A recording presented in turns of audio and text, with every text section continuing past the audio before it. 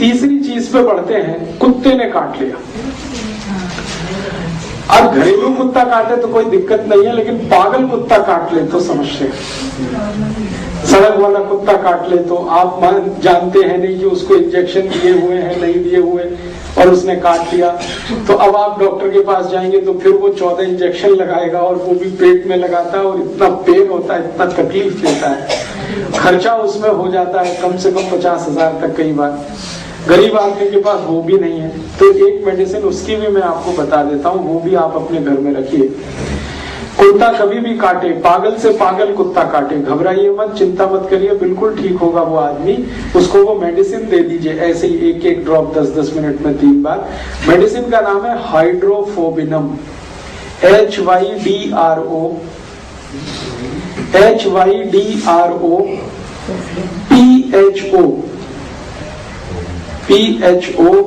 BINUM, हाइड्रोफोबिनम, BINUM, B for Bombay, B for boy. Hydrophobia होता है ना, उसी से बना हाइड्रोफोबिनम।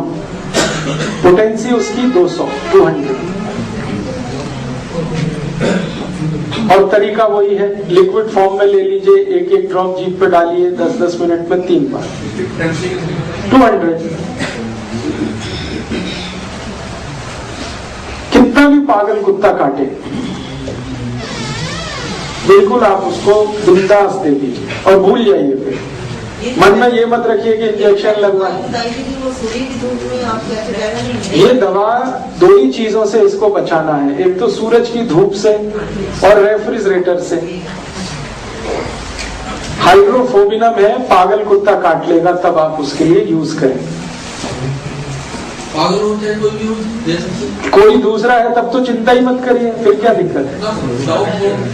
रेबीज जो होता है वो सिर्फ पागल कुत्ते के काटने पे ही होता है।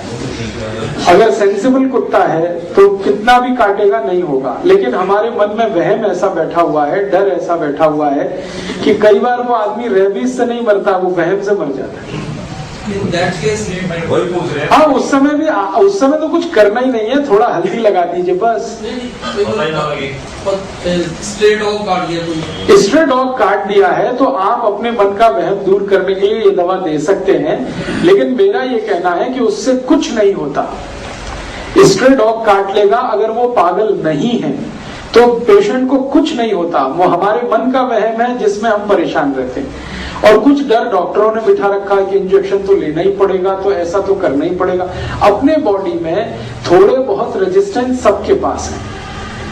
अगर कुत्ते के काटने से उसकी लार ग्रंथियों के कुछ वायरस चले भी गए हैं तो उनको खत्म करने के लिए अपने ब्लड में काफी कुछ है, वो खत्म कर ही लेता है। लेकिन चूंकि मन में डर बिठा दिया है, भय बैठ गया है, शंका हो जाती है, हमको कंफर्म नहीं होता जब तक कि हम 20-50 हजार खर्च नहीं कर लेते।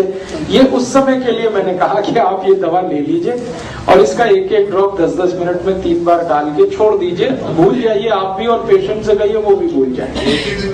एक ही दिन और 10-10 मिनट माने 30 ही मिनट में सब काम करता है।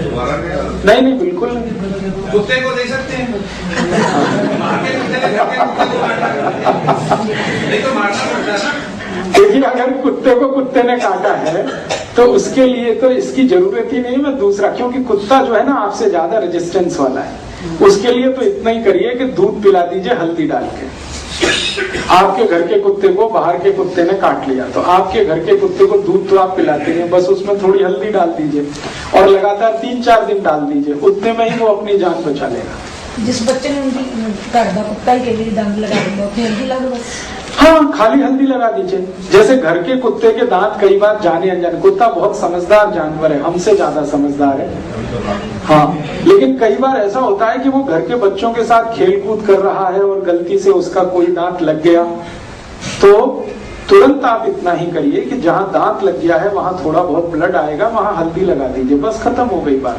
और कई बार साबुन से धो दिया जाए। साबुन से बिल्कुल मत धोइए, साबुन प्रॉब्लम करेगा, क्योंकि साबुन से धोएंगे तो जरूर उसमें सूजन आ जाएगी और पक जाएगा। साबुन क्या है वो जान लीजिए, कास्टिक सोडा, सोडियम हाइड्रोक्साइड, ये बहुत तेज रिएक्ट करता है।